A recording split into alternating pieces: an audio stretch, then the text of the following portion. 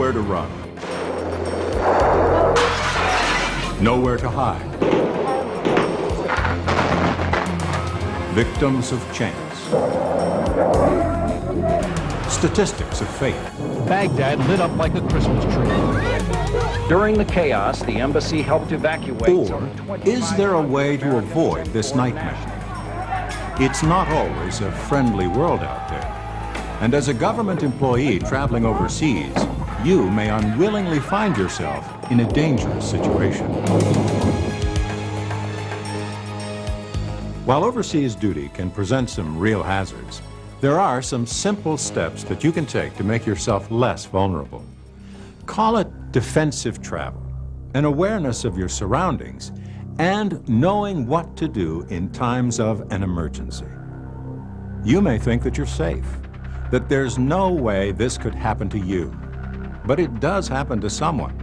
Americans are often ideal targets to promote a cause or make a political point. And American government personnel are an even greater catch. There are 4 basic threats that could jeopardize your safety or the safety of others: foreign intelligence, war and civil disturbance, terrorism, and most common, crime. Many people would like to believe that foreign intelligence threats are a thing of the past, something that dissolved away with the end of the Cold War. But in fact, there is even a greater threat of foreign intelligence now, more than ever. With modern technology becoming more available around the world, government travelers are vulnerable to many forms of surveillance tactics and methods.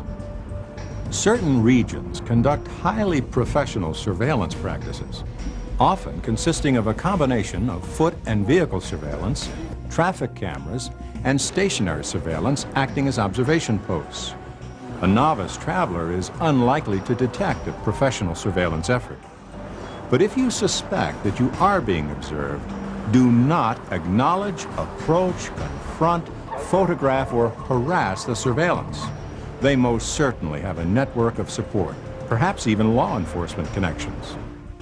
Many hotel rooms in the former East Bloc, Russia and China, reportedly have video and audio surveillance, undetectable to the common traveler. Always assume that you're under surveillance in your room, and don't attempt to search for monitoring devices, or the host country will think that you have something to hide.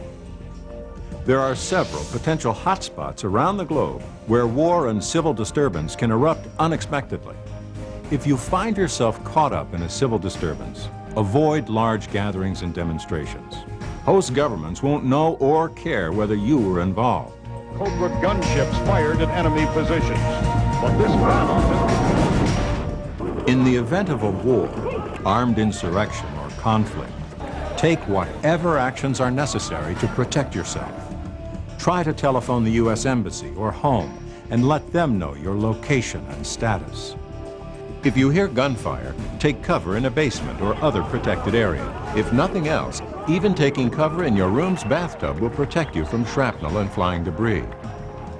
Knowing how to predict and avoid terrorism is practically impossible. Sometimes it's just a matter of being in the wrong place at the wrong time. You need to be mentally prepared with a basic plan of action if an attack, hijacking, or kidnapping occurs. Be familiar with all emergency escape exits in your hotel or on your airplane, and know the phone numbers of local emergency or police institutions and your U.S. points of contact in the area. But the greatest threat in traveling abroad is crime. Increasingly, U.S. travelers, particularly government officials, are viewed as targets of opportunity.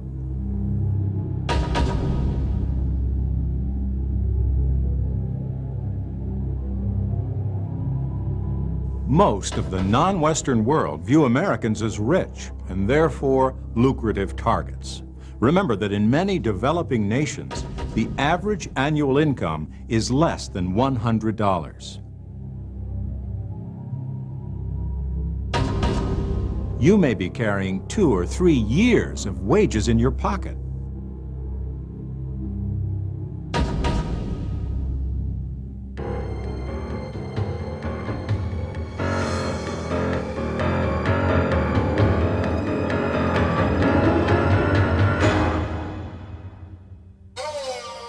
Crime can happen to anyone, at any place, at any time. Don't draw attention to yourself as an American or let your guard down. It only takes a few seconds, and you are the latest statistic.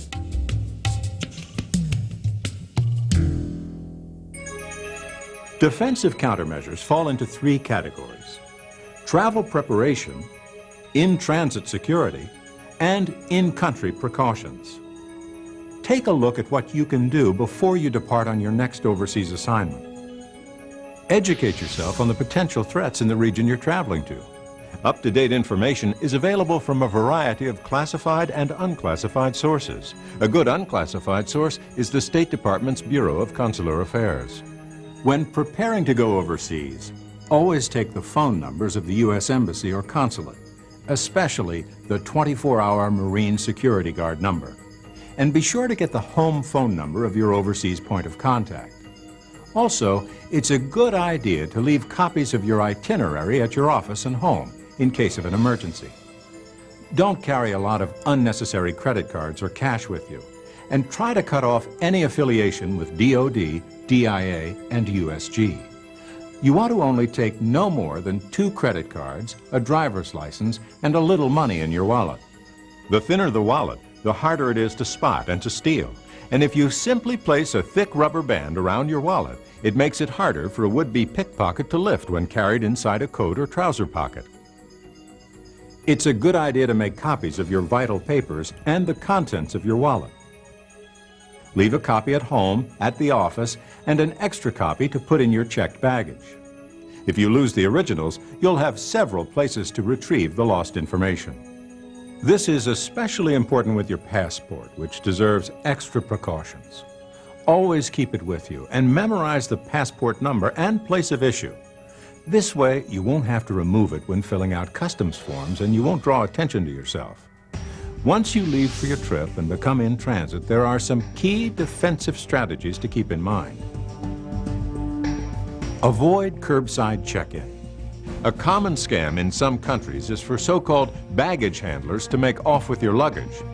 And publicly accessible areas at the airport are an ideal location for a terrorist to plant a bomb.